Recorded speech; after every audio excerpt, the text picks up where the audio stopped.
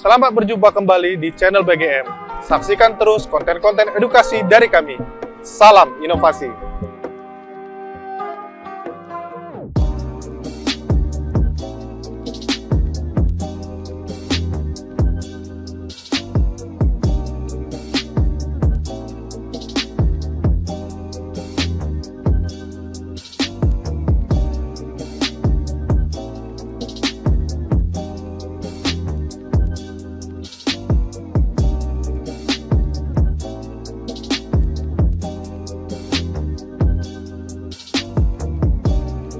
Bertemu kembali, salam inovasi sahabat.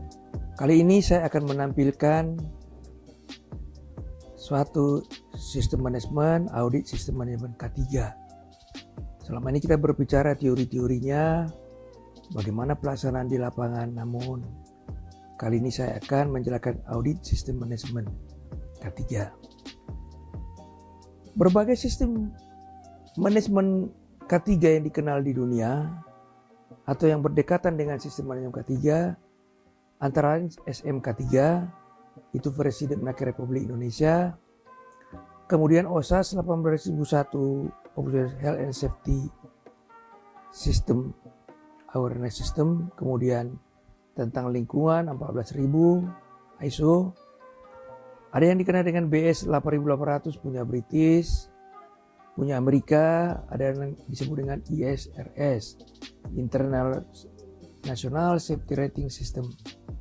Untuk maritim juga sudah dibuat ISM code namanya. Kemudian yang terbaru adalah ISO 45001, sorry. Dan banyak lagi. Pertanyaan-pertanyaan yang akan terjawab nanti melalui presentasi ini. Namun untuk membuka wawasan kita terlebih dahulu, saya akan tanya dulu, apakah itu Safety and Health System, sistem manajemen K3 itu? Who adopt the system? Siapa yang mengadopnya? Kemudian kenapa harus diadopt? Why must develop the system? When we must develop the system? Kapan kita harus mengadop? Dan bagaimana mengadopnya? Itu akan terjawab nanti melalui presentasi ini. Sesungguhnya kita hidup di dunia ini, kita membutuhkan kebutuhan-kebutuhan manusia. Kalau kita lihat hierarki Maslow.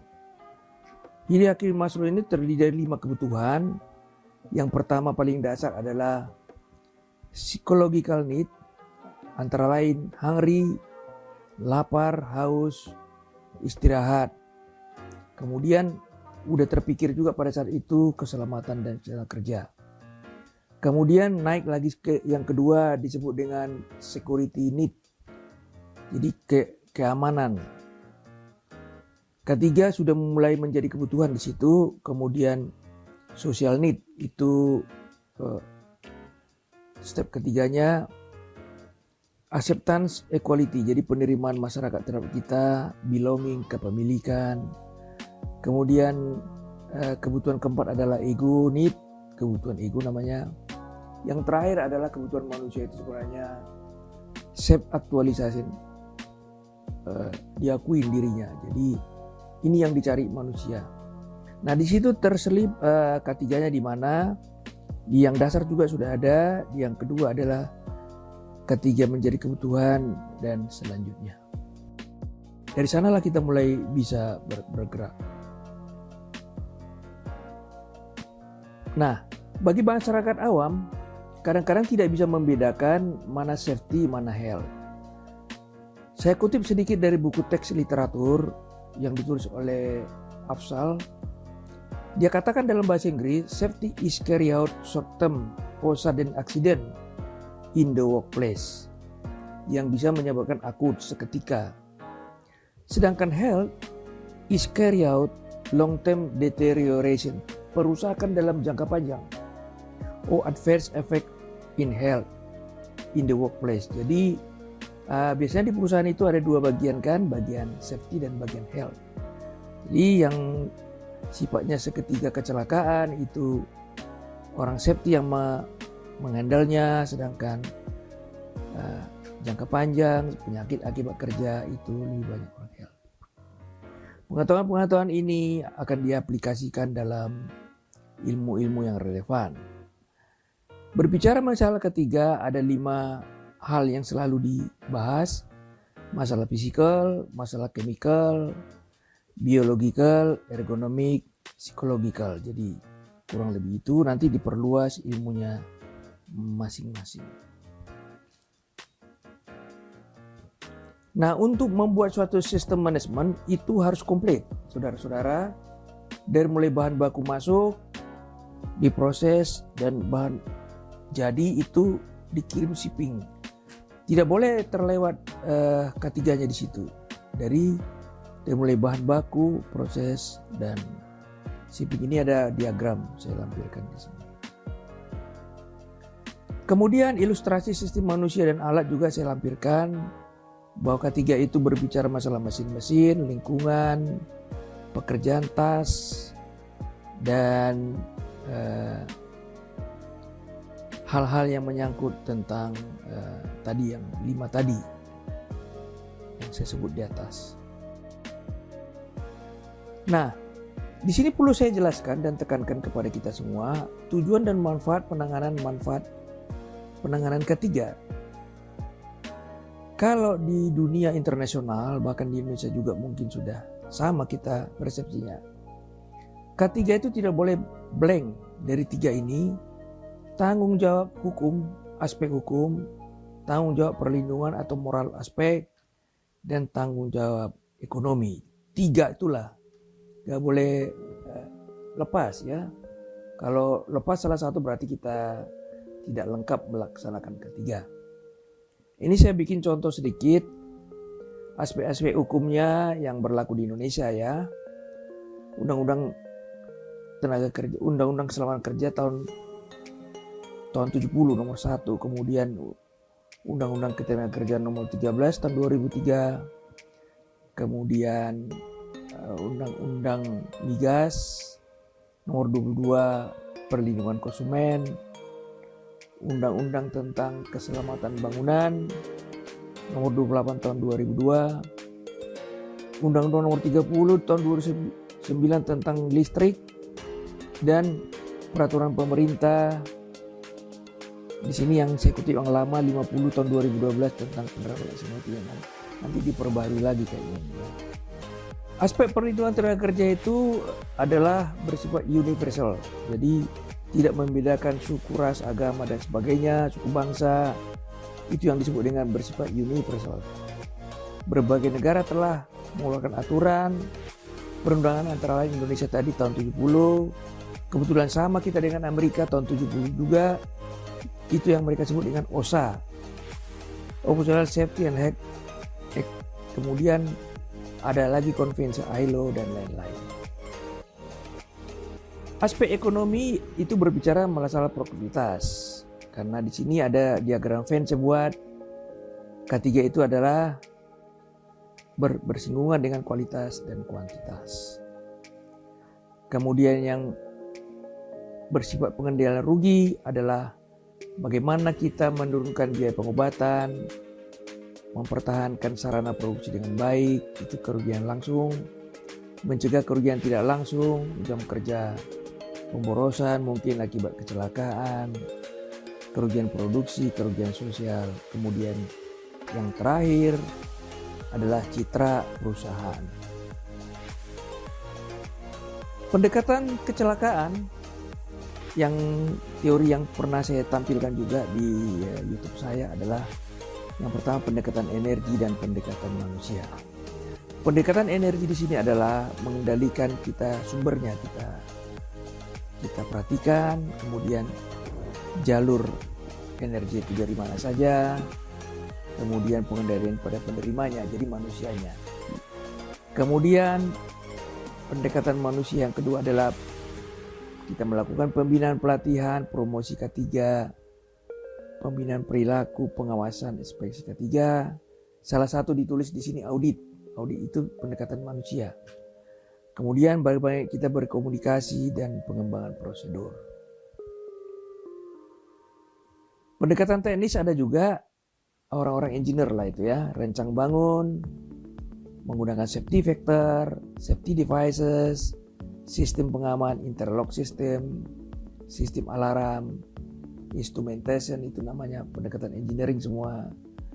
Kemudian ada namanya pendekatan administrasi, kita atur pola kerja, pengaturan jam kerja, prosedur. Nah, pendekatan manajemen adalah menerapkan sistem manajemen seperti yang kita jelaskan pada hari ini. Organisasi kita ketiganya kita buat secara efektif. Ini gambar ini bisa dilihat nanti contoh pendekatan energi. Ini ada, saya lampirkan gambar sumber dan penerima. Di tengahnya ada pathway, jalur. Kemudian di sini contoh kedua adalah bagaimana energi bising suara dari sumbernya bisa kita cegah dengan membuat barir-barir terlebih dahulu. Terakhir adalah menggunakan earplug atau earmuff. Nah, kita sekarang masuk ke audit sistem manajemen K3. Sistem manajemen K3 adalah bagian dari sistem manajemen secara keseluruhan. Jadi dahulu kan selalu terpisah ya. Sekarang harus integral dengan sistem manajemen perusahaan apapun itu. Yang terdiri dari ada struktur organisasinya, ada perencanaan, ada tanggung jawab. Ya seperti fungsi-fungsi manajemen lainnya. Ada prosedur, ada sumber daya yang dibutuhkan, ada pengembangan, penerapan pencapaian, pengkajian pemeliharaan, kebijakan keselamatan, kemudian ada pengendalian risiko. Itu yang paling penting nanti ya. Berkaitan dengan kegiatan kerja guna tercapainya tempat kerja yang aman, efisien, dan produktif. Dalam pengembangan audit sistem manajemen itu selalu ada siklus namanya siklus SMK3 atau sistem OSAS atau sistem ISO juga pakai yang sama, terdiri dari 5 kotak. Yang pertama adalah pembuatan kebijakan, itu pertama kali, atau kalau di sini sebut safety policy. Kemudian kotak kedua perencanaan, ketiga penerapan, keempat pengukuran dan evaluasi, kelima peninjauan ulang atau review. Terus nanti ada berlingkar gitu namanya continual improvement. Jadi sistem itu jangan ditinggal, harus terus diperbaiki. Berdasarkan siklus di atas maka kita bisa lakukan audit. Jadi kita bergerak di sana. Jadi rekan-rekan para auditor atau yang masih belajar audit, kita bergerak dari sistem. Itu yang selalu kami lakukan di perusahaan kami selama ini. Langkah-langkah SMK3 itu kita lihat. Maka kita auditlah satu, bagaimana proses kebijakan itu dibuat. Itu nanti ada klausul-klausul yang menjelaskan. Kemudian bagaimana rencana K3, bagaimana implementasinya, bagaimana pemeriksaan dan tindakan perbaikan. Korektif namanya. Kemudian review tadi, peninjauan ulang dan pengkajian berkelanjutan. Itu semua diperiksa, jangan ada yang blank. Nah, saya ambil contoh bagaimana kita mengaudit tentang kebijakan. Apakah kebijakan itu merupakan pernyataan kesungguhan dari dirutnya? Jangan-jangan itu dibuatkan aja, disodorkan ya. Nah, itu harus sungguh-sungguh dari dirut, komitmen manajemen namanya. Kemudian itu dituliskan dalam selembar kertas, safety polisinya itu, kemudian dibuat berdasarkan visi perusahaan dan diskusi dengan karyawan, stakeholder. Ada lembar kebijakannya, tanda tangan, kemudian disebarluaskan. Nah, itu audit yang pertama. Ini saya lampirkan contoh punya PT Pupuk saya. Mohon izin Pupuk Sriwijaya, tempat saya bekerja dahulu. Ini contoh kebijakan manajemen yang pada saat itu ditandatangani dirutnya, Pak Dadang Heru. Karena ini sifatnya kopi, kalau di ISO itu kalau di stempel kopi bisa kita ambil, kita copy. Dan ini sudah saya ambil, mohon izin. Audit tentang rencana. Jadi rencana itu kita audit. Rencana kerja itu kita audit. Periksa apakah ada prosedur identifikasi. Jadi sebelum berencana buat identifikasi dulu mereka. Identifikasi bahaya, penilaian risiko dan pengendaliannya itu harus terbuku, terdokumentir. Landasan aspek hukum kita audit. Tujuan sasaran program K3, jangka waktu pencapaian, kemudian indikator pencapaian, Itu biasanya ada perusahaan yang sudah mengembangkan KPI, Key Performance Indicator. Kemudian sistem penanggung jawab bagaimana? Itu kita audit. Itu ya tentang rencana. Sekarang kita mengaudit tingkat pelaksanaan. Seluruh program dalam rencana kerja harus dilaksanakan, antara lain sumber dayanya ada enggak, peran tanggung jawabnya bagaimana, kompetensi orang-orang yang menangani itu di file semua sertifikatnya. Kemudian komunikasi, partisipasi, konsultasi, sistem pendokumentasian bagaimana pengendaliannya, kendalinya, adakah prosedur pengendalian operasi, adakah prosedur pelatihan drill, dan bagaimana tentang tanggap daruratnya. Pemeriksaan tentang klausul audit sendiri. Audit itu sendiri harus kita periksa. Adakah prosedur pengukuran, evaluasi pemenuhan, adakah prosedur penyelidikan insiden, adakah prosedur pengendalian rekaman, prosedur pelaksanaan audit. Ini berupa prosedur ya. Nah itu kita periksa. Kemudian mengaudit tinjauan manajemen tadi kan ada. Setelah proses audit selesai, kita bikin prosedur tentang tinjauan manajemen. Tinjauan manajemen itu dipimpin oleh Dirut. Itu ada prosedurnya juga. Bagaimana mengaudit continual improvement? Nah itu kita audit lagi ya. Tindak lanjutnya itu kalau ada temuan-temuan bagaimana, menutupnya bagaimana, rangkuman hasil temuan. Klausul dan elemen kita periksa semua sesuai dengan apa yang kita adopt sistemnya. Nah, perusahaan kecil kalau di SMK 3 ada 44 kriteria, 12 elemen. Menengah 122 kriteria, 12 elemen. Kalau besar 166 kriteria, 12 elemen. Kalau OSAS ini boleh nanti dilihat ada 17 elemen ya. Nanti bisa dilihat YouTube saya tentang OSAS. Dan contoh-contoh di sini ada. Saya masukkan juga.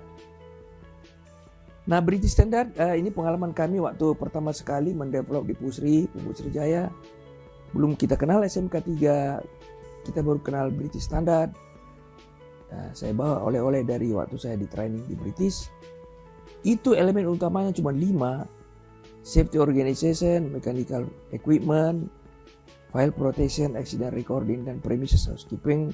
Namun kriterianya saudara-saudara cukup padat, 3.150 kriteria. Jadi tidak ada yang blank. Kemudian yang terakhir adalah kita mengaudit dokumentasi. Di sistem manajemen itu dikenal dengan 5 tingkat dokumentasi. Manual itu yang paling tinggi, kemudian prosedur, petunjuk kerja atau SOP, kemudian formulir, catatan record. Itu nanti bisa kita lihat. Saya sebut lipel-lipel di sini. Kemudian yang contohnya ada lipel 1 itu contoh ada saya lampirkan di sini. Misalnya di lipel 1 company history, safety policy, organization, system dokumentasi dan seterusnya. Contoh lipel 3 adalah bagaimana mengoperasikan alat-alat portable, instruction, logout, bagaimana memasuki ruang tertutup, bagaimana bekerja panas dan seterusnya. Ini ada contoh. Contoh dokumen legal 4 adalah tentang catatan-catatan saja, risk assessment forum, job safety analysis forum, safety committee forum, waste disposal forum, audit checklist forum dan seterusnya. Ketentuan dalam internal audit SMK 3 itu harus terjadwal, dilakukan oleh petugas yang kompeten. Dia harus pelatihan dulu, membuat laporan audit, menemukan ketidaksesuaian dan membuat tindak lanjut. Proses audit nanti bisa dibaca sendiri, ada 9 step saya buat di sini. Bagaimana direktur membuat SK, bagaimana sekretaris berperan, rapat-rapat dan sebagainya. Diskusi kita tadi adalah pertanyaan-pertanyaan yang disebut di atas sudah terjawab dengan mengikuti persentase ini tadi. Demikianlah persentase tentang sistem manajemen dan audit manajemen K3 ini saya sampaikan. Kiranya rekan-rekan semuanya berkenan dan ini bisa bermanfaat untuk kita semua. Terima kasih.